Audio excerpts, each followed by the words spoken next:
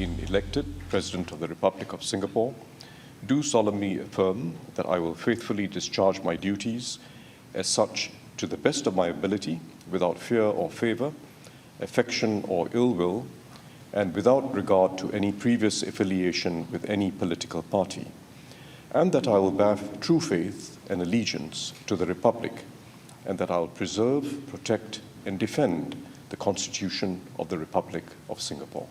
Signing of the affirmation.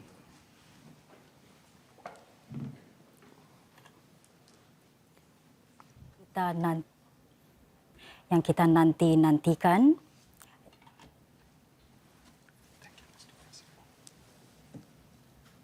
Dengan ini rasmi sudah Encik Tharman Shanmugaratnam, kini Presiden ke-9 Singapura, jawatan paling tinggi di negara ini. Distinguished guests, ladies and gentlemen. Dan sebentar tadi anda sedang menyaksikan secara langsung keadaan di istana di mana Encik Tharman Shanmugaratnam baru saja mengangkat sumpah jawatan beliau selaku Ketua Negara yang ke-9.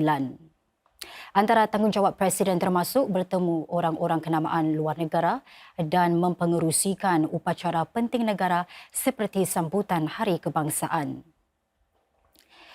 Sebentar tadi antara tetamu yang hadir termasuk barisan Menteri Kabinet, para anggota Parlimen, pegawai-pegawai tinggi perkhidmatan awam dan para anggota daripada perbadanan diplomatik.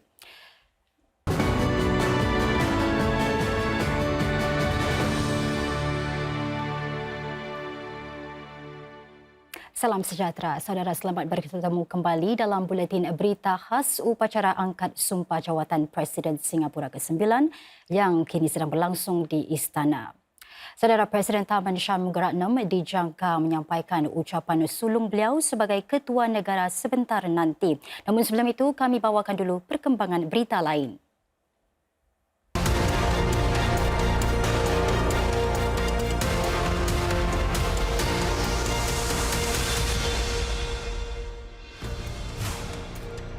Pasaran buruh Singapura terus berkembang pada suku kedua meskipun pada rentak lebih perlahan berbanding suku sebelumnya. Jumlah pengambilan pekerja secara keseluruhannya meningkat buat suku ke-7 berturut-turut sebanyak 24,300. Sementara itu, jumlah pemberhentian kerja merosot setelah meningkat buat 3 bulan berentan dengan pembuangan sekitar 3,200 pekerja. Ini sebahagian besarnya didorong oleh penyusunan semula tenaga pekerja.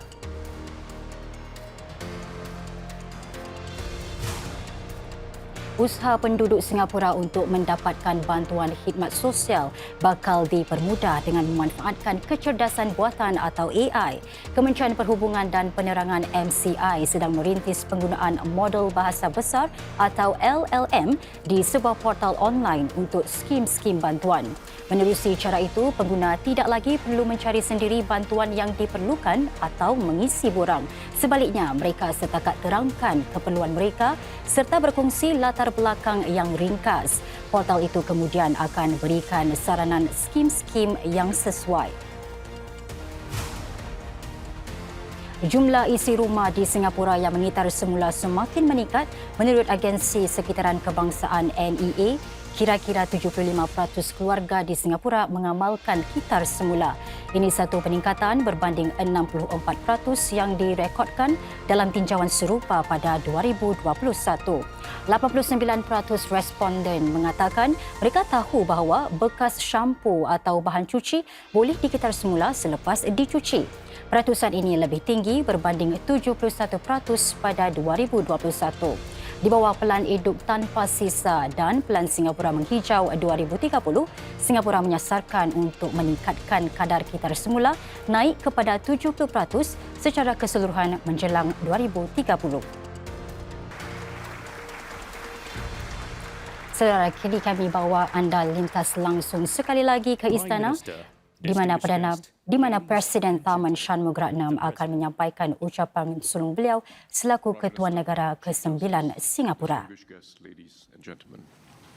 I'm honoured and humbled to have been elected as the 9th President of Singapore.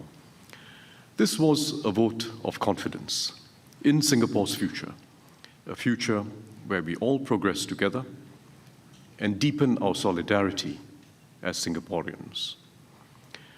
We have made ours a cohesive, multiracial society with a high level of trust and unity. Yet none of what we have achieved is assured or permanent, as we can see from the tides of change in many countries. At the same time, our own society is maturing, so we must expect greater diversity of views and preferences. We must not allow any of our differences to divide us. Now more than before, we must grow our sense of togetherness as fellow Singaporeans. It will make us a better society and add to our ballast as we face a more turbulent world. The President, as the head of state, holds a non-partisan office in our system of governance. Precisely because the President stands above the political fray, he or she can be a symbol of the nation and be effective in uniting all Singaporeans, regardless of race, religion, or other differences. The elected President exercises important custodial responsibilities under the Constitution, safeguarding our reserves and the integrity of the public service. Other than these custodial powers, in most other matters, including foreign relations, the President acts on the advice of the Cabinet. Nevertheless, within that framework, there is room for the President to take a special interest in specific issues or champion causes close to his or her heart.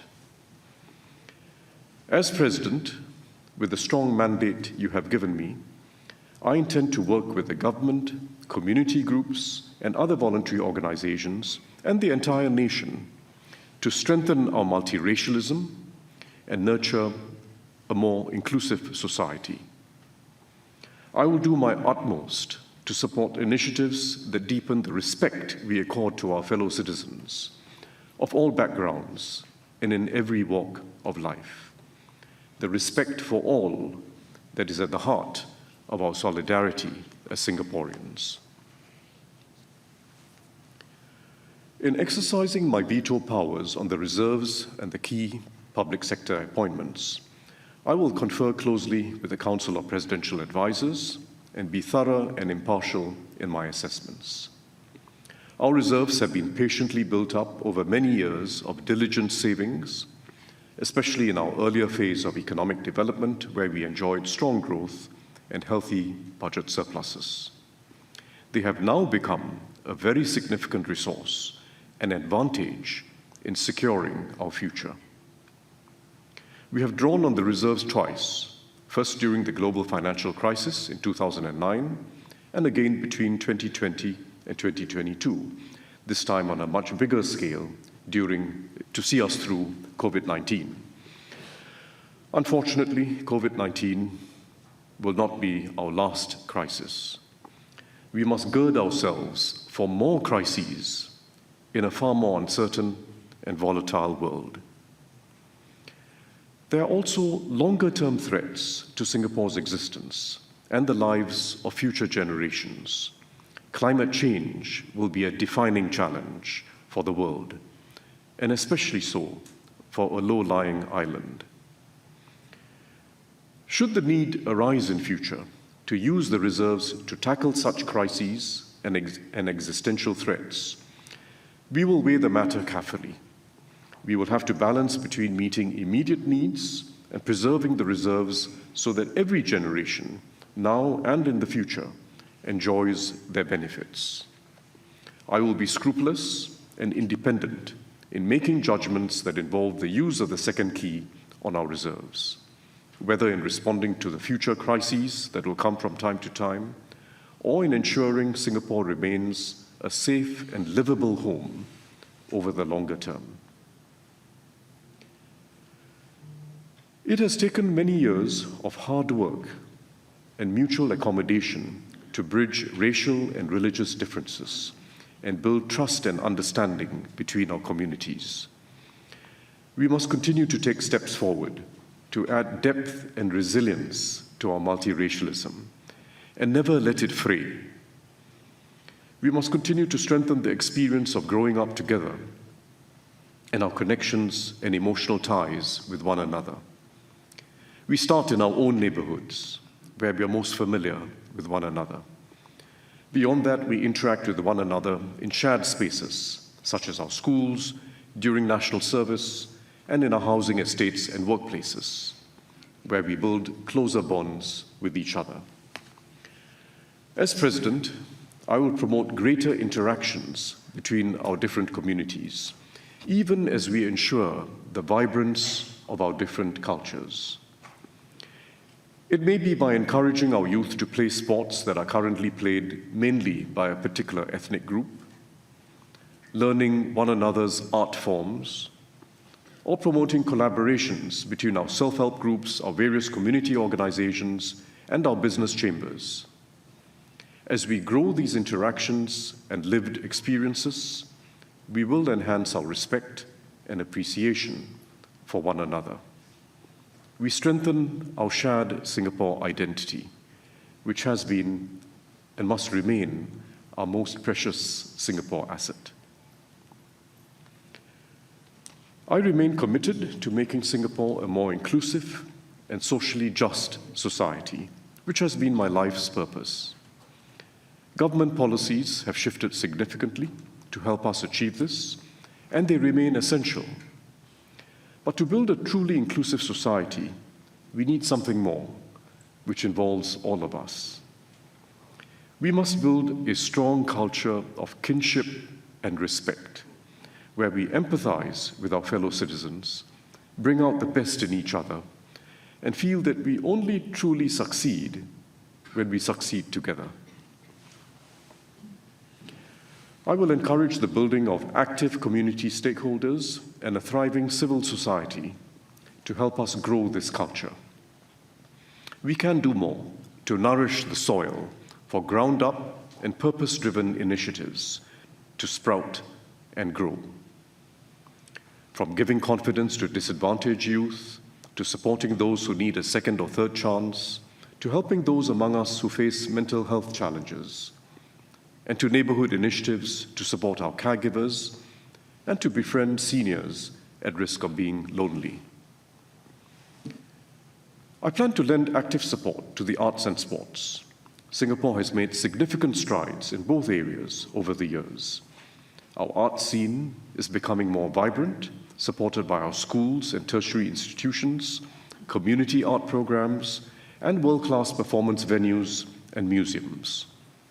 In sports, athletes like Loh Kian Yew, Shanti Pereira, Joseph Schooling, Yip Bin Siu, Sheikh Farhan, and Yu Meng Yu have excelled internationally under great pressure. Yet in both fields, the best years are ahead of us. By nurturing talent in the arts and sports and supporting them through their journeys, they will inspire us.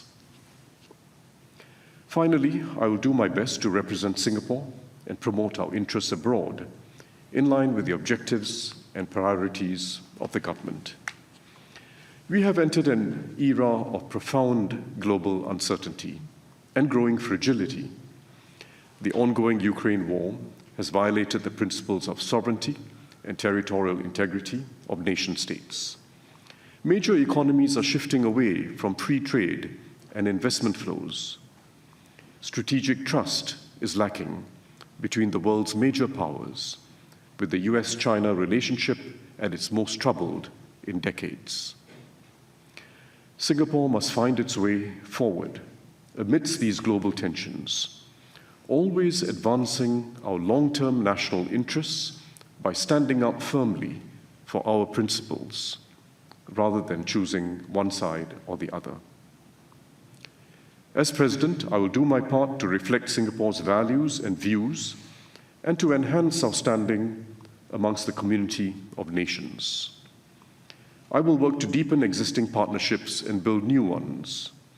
By remaining a voice of reason and striving for solutions that are of mutual benefit, we will remain a partner that others find worthwhile to engage with. This evening, as I stand before you as your newly elected President. I pledge to discharge my duties diligently, faithfully, and to the best of my abilities for the betterment of Singapore and Singaporeans. I will serve with all my heart. I thank the Prime Minister for your support and encouragement. I look forward to working constructively with you and your Cabinet. I thank my predecessor, Madam Halimah Yacob, for her service as the 8th President of Singapore and for her counsel and advice as I take up this important role. To my fellow Singaporeans, once again, I thank you for your strong endorsement. Regardless of the challenges ahead of us or the differences amongst us that we will inevitably have, let us remember that we are bound by a common destiny. Let us take confidence in what we have achieved together so far and pledge to work together for a future of optimism and respect for all.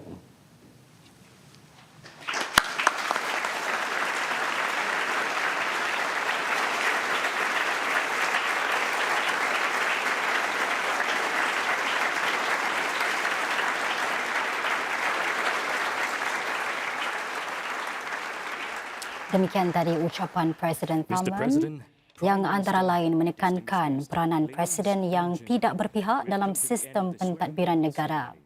Ini selain melindungi rizab negara dan perkhidmatan awam, mengukuhkan masyarakat majmuk Singapura, membangunkan sebuah masyarakat yang inklusif dan mempromosikan kepentingan Singapura di persada dunia. Awal dari itu, saudara, Perdana Menteri Lee Hsien Loong turut menyampaikan ucapan beliau di mana PM Lee berkata Singapura sudah memilih seorang calon yang benar-benar layak untuk mendukung jawatan tertinggi negara ini. Encik Tharman, kata PM Lee, bukan saja mempunyai keupayaan, pengalaman dan kewibawaan untuk melaksanakan tugasnya baik di dalam negeri maupun peringkat antarabangsa. Beliau juga mempunyai pertimbangan yang baik dan integriti yang tidak dapat dipertikaikan lagi. Semua ini, tekan PM Lee, adalah nilai-nilai amat penting bagi seorang presiden. Mendelah lagi sedang Singapura melakar hala tuju masa depan di tengah-tengah dunia yang sekarang ini semakin tidak menentu dan bergolak. Mr. President, as head of state, you have an important symbolic role to strengthen our unity and cohesion as one nation. As you have said, it's the things that cannot be measured that will be critical to our nation's future. Our instinct to stand together in difficult times and look out for one another. Our ability to empathize with fellow Singaporeans and draw strength from our diversity. You campaign for election to unite all Singaporeans regardless of race, language, or religion.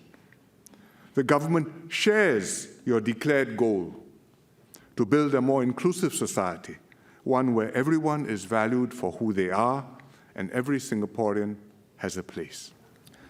Mr. President, in addition to your domestic duties, internationally, you will be our top diplomat, representing Singapore on the world stage. I look forward to you helping to strengthen our ties with other countries and international organizations and partners, and to open new opportunities abroad for our people and our businesses. You are very familiar with this, having participated actively in international discussions on economic and monetary issues, and having held high-level appointments in international organizations and blue ribbon advisory panels. I therefore have no doubt that you will fulfill this role with distinction.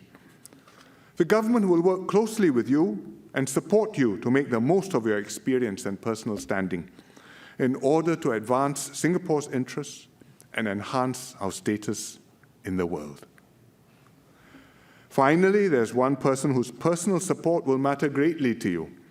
Let me take this opportunity to welcome your wife, Mrs. Jane Itogi Shanmugaratnam, to the new role and duties that she will play and fulfill as the spouse of the President in the years to come. Mr. President, Singapore is navigating our way forward in an increasingly troubled and uncertain world. Our society is in transition as we adapt to and evolve with changing circumstances. At such times, it is crucial that our nation's highest office be occupied by someone with the right experience and abilities, values, and character. I'm sure that, like your predecessors, you too will be a president for all Singaporeans and serve Singapore with dedication and distinction. We wish you every success as you embark on your presidency and will work closely with you to take Singapore forwards towards a better, brighter future for all Singaporeans. Dengan itu, sekian saja liputan berita khas kami sempena upacara angkat sumpah Presiden Singapura ke-9 malam ini. Dengan upacara itu tadi, kita secara rasmi memasuki era kepimpinan Presiden Tharman Shanmugaratnam. Namun sebelum berpisah, saudara, ayuh kita imbas detik-detik penting lagi menarik hari ini yang berlangsung di istana sejak 7.30 malam tadi. Ia bermula dengan upacara perpisahan untuk Presiden ke-8 Puan Halimah Yacob, disusuli sambutan penuh istiadat untuk Presiden Tharman. Sekian, salam hormat.